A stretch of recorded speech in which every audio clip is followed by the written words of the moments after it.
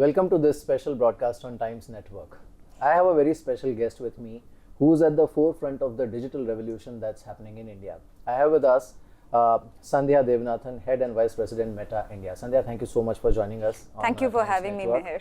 And it's a pleasure having you on Times Network. And considering that this is your first interview after taking over, I'm looking forward to some very interesting conversations. Me as well. Sandhya, I'll start with a basic question.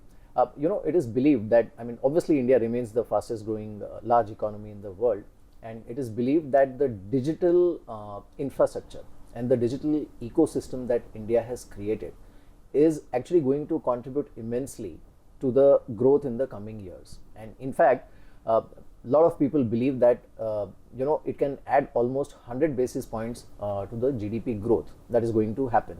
What is your take on that? India's digital adoption and the rate of transformation in India just continues to completely astound us and inspire us. If you look at 800 million people now on internet, getting to 900 million in just the next 2 years, the pace of change has just been astounding. At Meta, we see India through a very special lens. This is where we have our largest communities, one of our largest communities on WhatsApp, on Facebook, and on Instagram. So when we think about it, we look at it from, do we build products from India first? And we've certainly seen that happen with Reels that we've built on Instagram, which was an India first product. Even Reels tab was India first and then went global. Also, the experiences that we're creating with JioMart, which is the commerce experience all through WhatsApp, is also an India first product. So we definitely look at that lens when we think about what we build for India. The other bits that we're seeing is just this explosive growth of business messaging, which is businesses using WhatsApp and other messaging platforms on our product suite to communicate with their end users. So we're seeing that as well.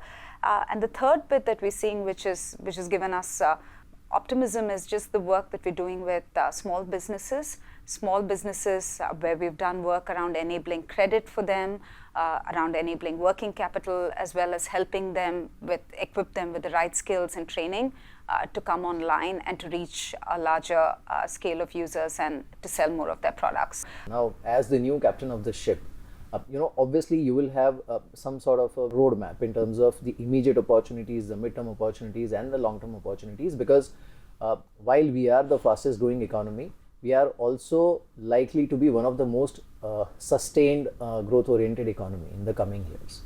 Mihir, as we just spoke, the pace of transformation that's happening in India, be it around skilling, be it around how people are obtaining public services, or how they're interacting with businesses, and a lot of innovation around payments, commerce, all of that is happening at breakneck speed in India. And like I said, that continues to inspire us a lot.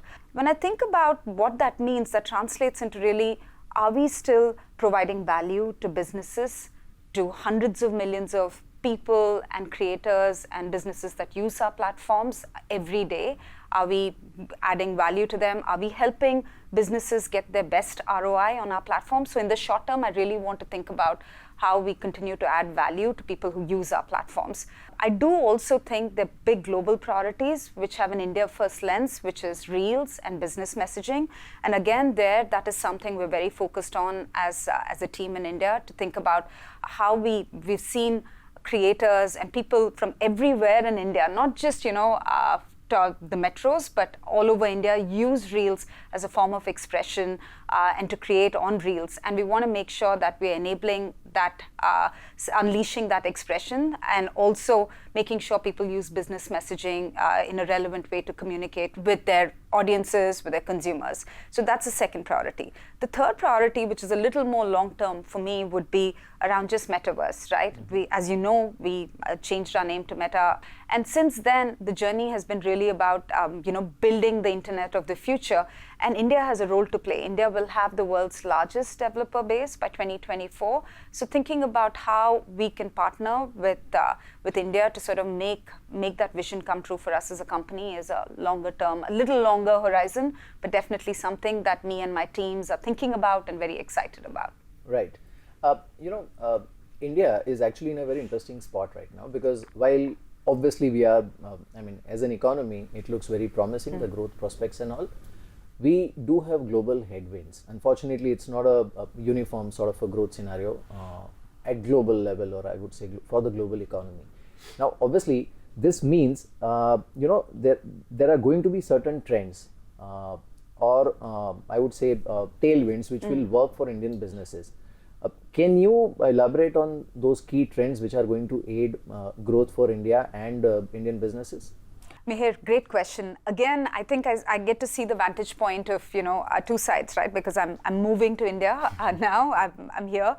So what I see globally is a very different story from what I see in India. Of course, there will be short-term headwinds, but Indian economy is really resilient at this point. There's still a lot of excitement around startups. We're aiming to become a manufacturing hub. So even as you see broader headwinds on the macroeconomic front globally, I think in India I see a story of resilience and hopefully optimism for the future.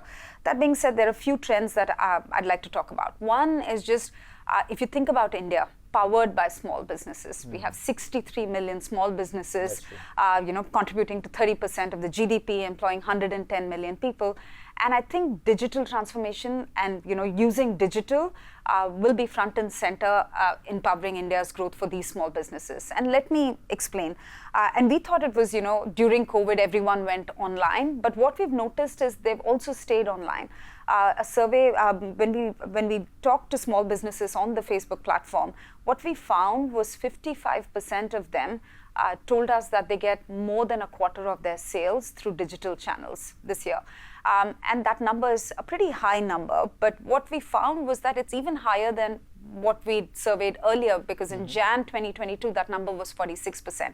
So the relentless march to using digital to enable businesses of all sizes to grow continues. And what we found is 100% of the businesses who we surveyed, who said that they were braving the storm and doing well, all said that they were using digital channels. So there is a big trend of small businesses getting digitally enabled.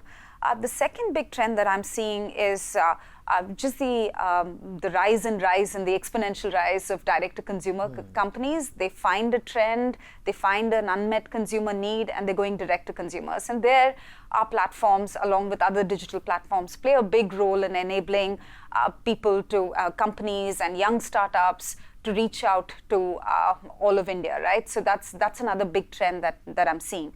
The third is just around built for India and built for Bharat, right? So if you think about the next story, the next growth story, it's really around reaching out to rural consumers, tier 2, tier 3 cities across all of India. And that's something that we've seen advertisers and businesses on our platform do a lot more of, and do it increasingly a lot more of on our platforms. One of the key shifts that we are witnessing not only in India but globally is the way businesses communicate and the way people communicate.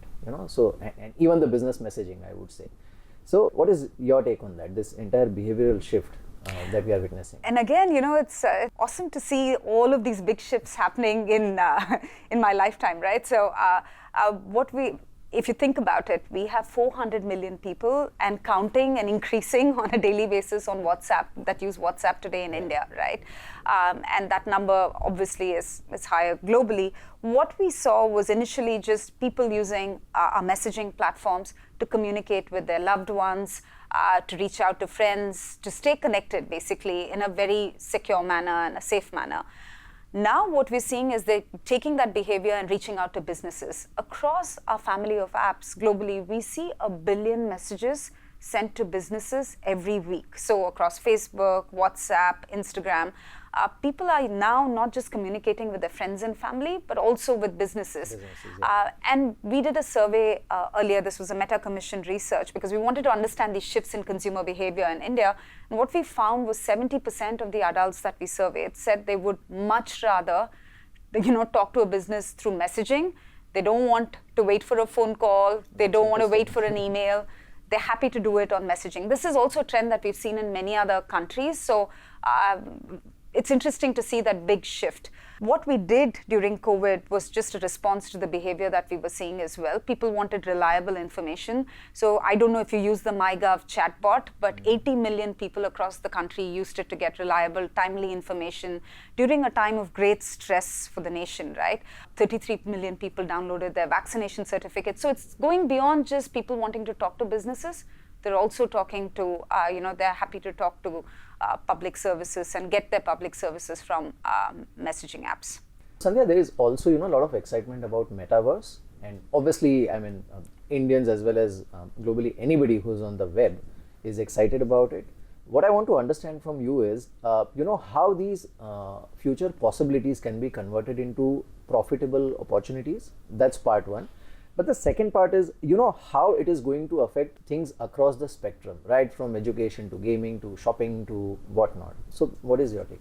As a company, we renamed ourselves to Meta because we are all completely all in on this vision of the next embodiment of the internet, which is a completely immersive, collaborative space, and that's why we have made significant investments in building out the Metaverse. So a couple of things. One is we think the Metaverse is going to be interoperable. It's not something that we can build on our own. So we'll need everyone to chip in to help us build that Metaverse. So our investments so far have been in really enabling that. So we're actually thinking about Metaverse in India in a bunch of different ways. One is India itself and the internet population. And we talked about that, 900 million people online in the next 2 years. Huge opportunity for the country as it digitizes. The second thing is just the startup vibrant ecosystem that we have, 100 unicorns in just the last year alone. And despite the short-term headwinds, I firmly believe and I'm convinced that the future remains bright for entrepreneurs in our country. And the third bit, which is again, and I'll talk about how all of this ties back to the Metaverse, is just the developer base. We're looking at the world's largest developer base sitting right here in India by 2024. So all of those augur very well for and complement our ambitions on the Metaverse as well. So Metaverse is not just VR, but it's also augmented reality. So the work that we're doing on Meta Sparks, I talked earlier, 750 million people use our AR FX across the world. So that's a big number. So people are already using AR, and that's a shift that we're seeing in consumer behavior.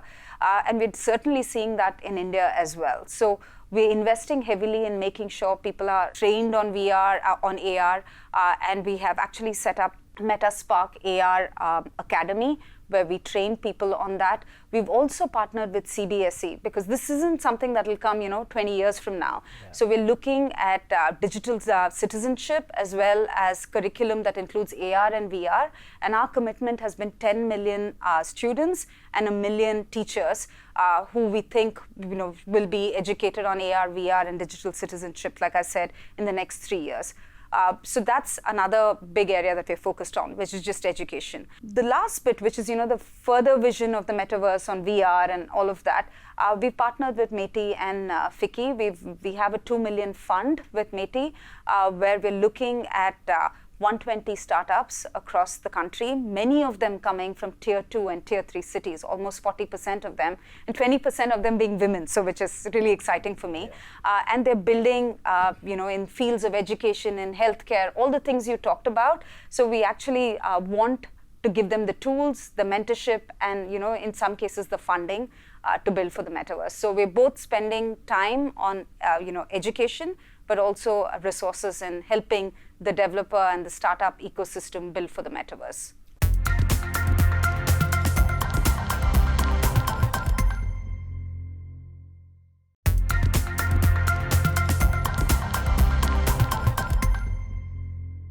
So Sandhya, if I take a step back and if we look at the rebranding from Facebook to Meta, it's not a typical rebranding that we see. Obviously, there is a serious message involved in this rebranding, and maybe it indicates a tectonic shift that's going to happen going forward.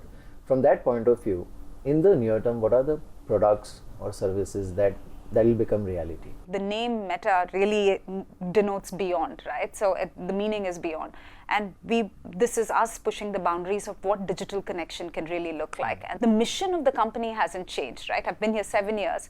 It's still about connecting people. It's still about building community. It's still about, having businesses find value on our platform. So that hasn't changed. So through even the name change from Facebook to Meta, we've stayed core to what our mission is. Coming to what that means for us in the short term, it really means we're focused on two things as a company at this point. One is AI in the short term, really around how do we use artificial intelligence to unlock value, to better connect to our mission, and in the longer term, how does that power and how do we build the metaverse? Sandhya, this Let's Talk Growth, it's an interesting campaign, and obviously somewhere it is aiming at the increasing adoption of WhatsApp business platform by businesses. What is the idea behind this campaign? We're very excited about Let's Talk Growth. More than 400 million people use WhatsApp today, right? We have more than 400 million WhatsApp users, and that number keeps growing. So Let's Talk Growth is really a campaign that we hope will help businesses unlock that untapped opportunity. So we think that this is an opportunity that businesses should use to reach new consumers, to build their business, to engage with existing customers of theirs, using WhatsApp to actually reach out to their bank customers, to send them notifications, but increasingly also to tell them about all the new products that they have, right? So that's an example that we see. The other example is just Uber. Now you can book your rides on Uber on WhatsApp, meet customers where they are, get new customers, engage with your existing customers. And we have a full suite of tools. We're open for business now. We have everything from ad products that help you reach your customer, like click to messaging. So you click on an ad and you're taken to the messaging workflow. We have the WhatsApp business app where, if you're a small mom and pop store also, you can use that tool to reach out to your customers and build a strong customer base. Businesses are using this to grow their footprint, to become much more profitable, and to innovate on new products themselves. I think the thing that excites me most about the Let's Talk Growth campaign is the work that we're going to do to enable the next 100 or 200 million people to come online and experience or interact with a business. So what we see with Let's Talk Growth is just giving businesses the tools to get to new consumers, not just people who've experienced in online shopping or have consumed services online. Sandhya, with digital advertising increasing, what is the unique value that your apps offer to businesses? And the second part of the question is, how is that making digital commerce more seamless in the country? We've spent a decade actually building really powerful discovery tools on our platform. And over the past decade, businesses of all sizes, like you said, large corporates, small businesses, have used our platforms to connect to their customers and to find this relevant target audience that they can go after. And the second thing is just around click to messaging, and we talked about this, which is using more and more people want to communicate with a business and not through a phone call. Almost 50% of businesses that use our click to messaging ads only use that product, right? Think small businesses. So again, they're seeing value and they continue to double down and use that product that we have. The third bit is just this whole bit around immersive experiences. I'd love to give you an example. Varun Riker's on our platform. He actually created an effect, which was a clone dance effect that went viral and got seen all around the world.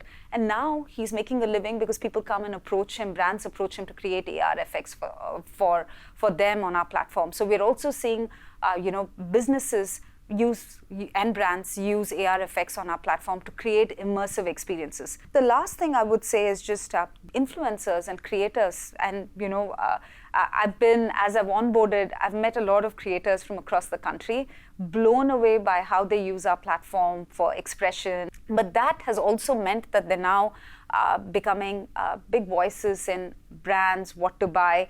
We're also seeing the emergence of creators and influencers. Diversity is an area which is close to your heart. And is there a specific diversity agenda for Meta in plan for this year or next year? Diversity is something that as a company we've firmly sort of espoused. We've invested resources in this, and this is something that's, you're right, is super close to my heart. the work that we've done on partnerships. So we've announced deals with minority-owned businesses during COVID. That's another area we've invested in. Or the work that we do with our employees, right, around how we hire, retain, and grow talent. So in all areas, so we don't look at diversity just as with one lens. We look at cognitive diversity, and we look at it across all areas of our company. Coming to India itself, I'm very proud of the work that we've done with the Ministry of Tribal Affairs, where we're looking to empower around 1 million tribals, women, and that's something that we're invested in. We've also done a lot of work around women-owned businesses and entrepreneurship in women-owned businesses. The agenda for the year is to continue the good work that we've done on diversity and inclusion, not just within Meta, but also with the partners that we work with. Sandhya, I want to go back to Reels because, obviously it sounds very exciting, the kind of growth it has witnessed, and you have spoken about it extensively. How do you think brands and people can leverage this format going forward? What it's done is really it's unleashed creativity. Short form videos really unleash creativity and expression on our platforms, and it's done it in a few ways. One is it's not just people creating the reels, but it's also the music that they're adding onto it. So we see 15 of the top 20 most played music tracks on reels globally for us comes from India. More than 30% of reel plays have AR effects in them. And that's also something we're seeing, not the exact number, but we're seeing that also in India.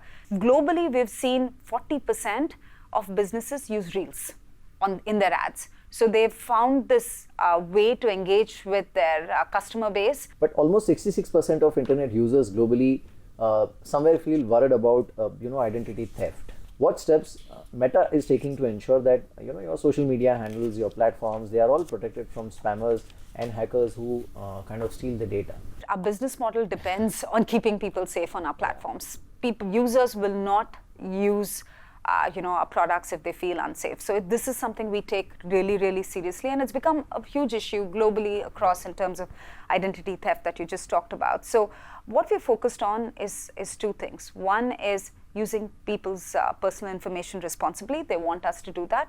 But also two, keeping them safe from hackers and other bad actors on our platform. So we continue to make pretty outsized investments in security and in tools that we use to keep people safe on our platform. What we've also done, we invest in technology, but we've also started investing in tools. So we're giving users control over their experience as well. So which is, we now have enabled second factor authentication. You get login alerts. Through our privacy checkup, you can actually check to see, your password security. So you can do all of that, and that is something that we're doubling down on. We take it really, really seriously. But we did Scam Se Bachao, which was a campaign that we ran, which just focused on educating people on how to keep themselves safe and not fall prey to payment scams online.